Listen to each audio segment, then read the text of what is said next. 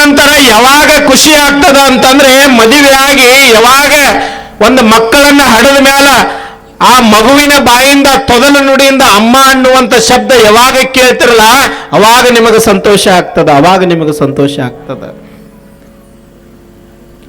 ಈ ಜಗತ್ತಿನೊಳಗೆ ತಾಯಿ ಹೊರಲಾರದಂತ ಒಂದು ಕೆಟ್ಟ ಪದ ಅಂತಂದ್ರೆ, ಸಹಿಸಲಾಗದ ಒಂದು ಕೆಟ್ಟ ಪದ ಅಂತಂದ್ರೆ ಬಂಜೆ ಅಂತಕ್ಕಂಥದ್ದು, ಬಂಜೆ ಅನ್ನುವಂಥದ್ದು. ತಾಯಿ ಆಗಿರ್ತಕ್ಕಂಥವಳು ಎಲ್ಲವನ್ನು ಕೂಡ ತಿಳ್ಕೊತಾಳ, ತ್ಯಾಗಮಯಿ ಆಗಿರ್ತಾಳ, ಎಲ್ಲವನ್ನು ಕೂಡ ಸಹಿಸ್ಕೋತಾಳ. ಆದ್ರೆ ಮದುವೆ ಆದ ನಂತರ ಏನು ಸಮಾಜ ಬಂಜೆ ಬಂಜೆ, ಈಕೆಗೆ ಮಕ್ಕಳಾಗಿಲ್ಲ, ದೇವರು ಎಲ್ಲ ಕೊಟ್ಟ ಅನ್ಕರೆ ಈಕೆಗೆ ಸಂತಾನ ಭಾಗ್ಯವೇ ಕೊಟ್ಟಿಲ್ಲ ಅಂತಕ್ಕಂಥ ಮಾತೇನದಲ್ಲ, ತಾಯಿ ಅದಕ್ಕೆ ಆಗಿರ್ತಕ್ಕಂಥವಳು ಸಹಿಸ್ಕೊಳ್ಳೋದಿಲ್ಲ.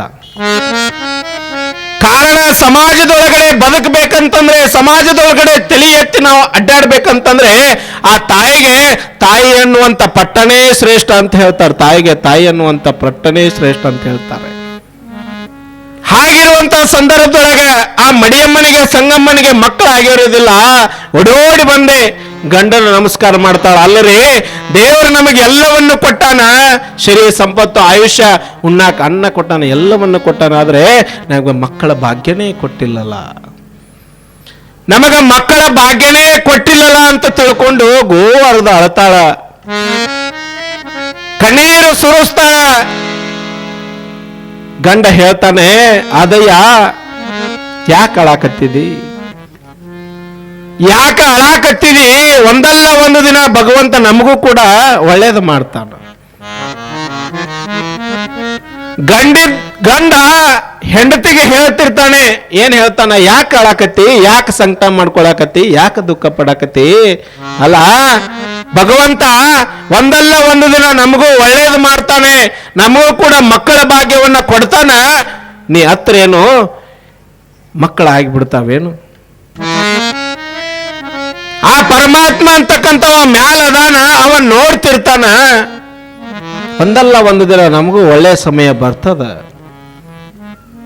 ಹೌದು, ನಾವೆಲ್ಲ ಇಷ್ಟೆಲ್ಲ ದೇವರನ್ನ ನೆನಿತೀವಿ, ಪೂಜೆ ಪುನಸ್ಕಾರ ಎಲ್ಲವನ್ನು ಕೂಡ ಮಾಡ್ತೀವಿ. ಆದ್ರೆ ನಮಗ ಮಕ್ಕಳ ಭಾಗ್ಯ ಅನ್ನುವಂಥದ್ದನ್ನ ಕೊಡಲಾರದೆ ಆ ಸಮಾಜ ಅಂತಕ್ಕಂಥದ್ದು ನಮಗ ಬಂಜೆ ಅನ್ನುವಂಥ ಪಟ್ಟ ಕೊಟ್ಟದಲ್ರಿ. ಅದನ್ನ ಕೇಳೋದಕ್ಕೆ, ಅದನ್ನ ಕೇಳಿ ಅರಗಿಸ್ಕೊಳ್ಳುವುದಕ್ಕೆ ನನ್ನ ಕಡೆಯಿಂದ ಸಾಧ್ಯ ಇಲ್ಲ ಅಂತ ಹೇಳ್ತಾಳೆ ಮಡಿಯಮ್ಮನವರು.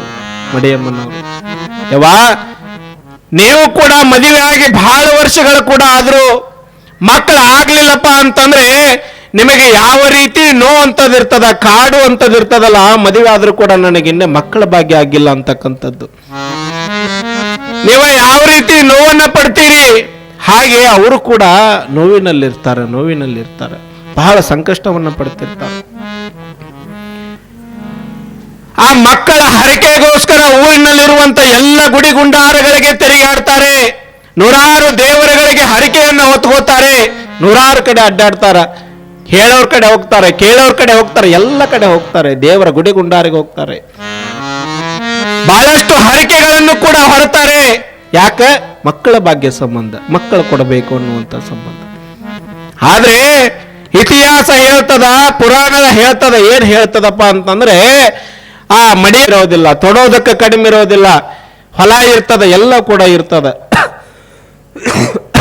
ಆದ್ರೆ ಆ ಇಬ್ಬರು ಅಣ್ಣ ತಮ್ಮರಿಗೆ ಬಹಳ ದೊಡ್ಡದಾಗಿರ್ತಕ್ಕಂಥ ಕೊರಗು ಪರಮಾತ್ಮ ಕೊಟ್ಟಿರ್ತಾನೆ.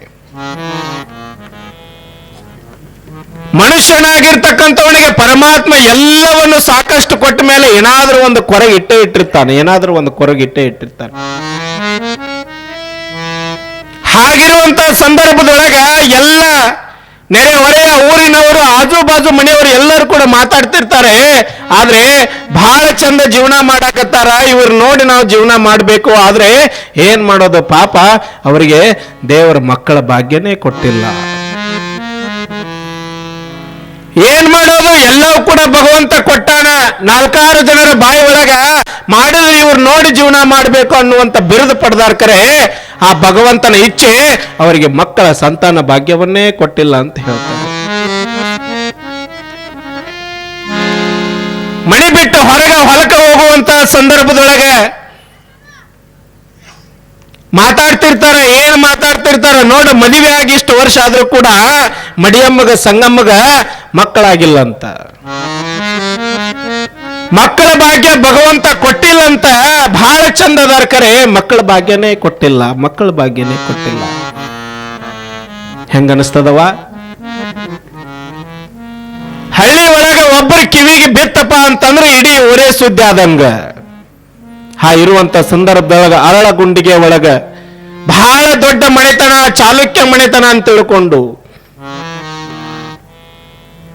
ಆ ಮನೆತನದ ಇಬ್ಬರು ಅಣ್ಣ ತಮ್ಮಂದರಿಗೆ ಮದುವೆ ಆಗಿ ಬಹಳ ವರ್ಷ ಆದ್ರೂ ಕೂಡ ಮಕ್ಕಳ ಭಾಗ್ಯ ಅನ್ನೋದಿರೋದಿಲ್ಲ.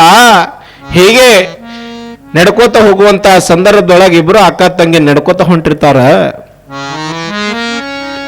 ಒಬ್ಬಾಕಿ ಮುದುಕಿ ಕಟ್ಟಿ ಮೇಲೆ ಕುಂತ ಹೇಳ್ತಾಳ, ಏನ್ ಹೇಳ್ತಾಳ ನೋಡು, ಈ ಚಾಲುಕ್ಯ ಮನೆತನದೊಳಗ ಇವರಿಬ್ರು ಅಣ್ಣ ತಮ್ಮ ಬಹಳ ಚಂದ ಅದಾರ, ಕರೆ ಆ ಮಡಿಯಮ್ಮಗ ಮತ್ತು ಸಂಗಮ್ಮಗ ದೇವರ ಮಕ್ಕಳನ್ನ ಕೊಟ್ಟಿಲ್ಲ, ಮಕ್ಕಳ ಭಾಗ್ಯನೇ ಕೊಟ್ಟಿಲ್ಲ. ಆ ಮುದುಕಿ ಮಾತನಾಡುವಂತ ಮಾತು ಆ ಮಡಿಯಮ್ಮನ ಕಿವಿಗೆ ಬೀಳ್ತದ. ಮಡಿಯಮ್ಮನ ಕಿವಿಗೆ ಬೀಳ್ತದ. ಕಿವಿಗೆ ಬಿದ್ದಾಗ ಅಳ್ಕೋತ ಓಡಿ ಮನೆಗೆ ಬರ್ತಾಳ. ಓಡೋಡಿ ಮನೆಗೆ ಬರ್ತಾಳ. ಗಂಡ ಮನೆಯೊಳಗ ಕುಂತಿರ್ತಾನ. ಆದಯ್ಯ ಹೆಂಡತಿ ಕಣ್ಣೊಳಗೆ ನೀರ್ ನೋಡಿ, ಯಾಕ ಅಳಾಕತ್ತಿದಿ, ಏನಾಗ್ಯದ, ಎದಕ್ಕೆ ಆ ಪರಿ ದುಃಖದಿಂದ ಅಳ್ಕೋತ ಬರಾಕತ್ತಿದ್ದಿ, ಹೋಗುವಂತ ಸಂದರ್ಭದೊಳಗೆ ಬಹಳ ಚಂದ ನಕ್ಕೋತ ಹೋಗಿದ್ದಿ, ದಿನ ಹೋಗಾಕಿ ಬರಾಕಿ, ಆದ್ರೆ ಇವತ್ತು ಯಾಕೆ ಅಳ್ಕೋತ ಬಂದಿ, ಏನಾತು? ನೀವೆಲ್ಲ ಕೇಳ್ತಿರಲ್ವ? ನಿಮ್ ಮನೆ ಒಳಗೆ ಯಾರಾದ್ರೂ ನಿಮ್ ಮಕ್ಕಳ ಅಳ್ಕೋತ ಬಂದ್ರಪ್ಪ ಅಂತಂದ್ರೆ ಕೇಳ್ತಿರಲ್ಲ, ಏನಾಗ್ಯದ, ಎದಕ್ಕೆ ಅಳ್ಕೋತ ಬರಾಕತ್ತಿ? ಮಡಿಯಮ್ಮ ಹೇಳ್ತಾಳ, ನೋಡ್ರಿ, ಆ ಪರಮಾತ್ಮ ಶಿವ ಅಂತಕ್ಕಂಥ ನಮಗೇನೂ ಕಡಿಮೆ ಮಾಡಿಲ್ಲ, ಎಲ್ಲವನ್ನು ಕೊಟ್ಟಾನ. ಆದ್ರ ಹೊರಗಿರುವಂತ ಸಮಾಜ, ಹೊರಗಿರುವಂತ ಜನ ನನಗ ಬಂಜೆ ಅನ್ನುವಂತ ಪಟ್ಟ ಕೊಟ್ಟಾರಲ್ಲ, ಆ ಬಂಜೆ ಪಟ್ಟ ನನ್ನ ಕಿವಿಗೆ ಕೇಳಲಾರ್ದಷ್ಟು ನೋವು ಕೊಟ್ಟದ್ರಿ.